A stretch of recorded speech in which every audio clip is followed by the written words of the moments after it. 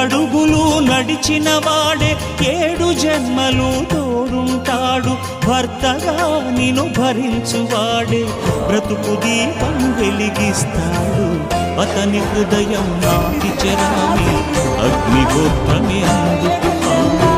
అతని హృదయం నాటి చెరామి అగ్నిహోత్రమే అందుకు. తెంచుకుంటే తెగిపోతుందా దేవుడు వేసిన బంధం? తెలుసుకో నీ జీవిత గమ్యం, పెంచుకోమానుబంధం.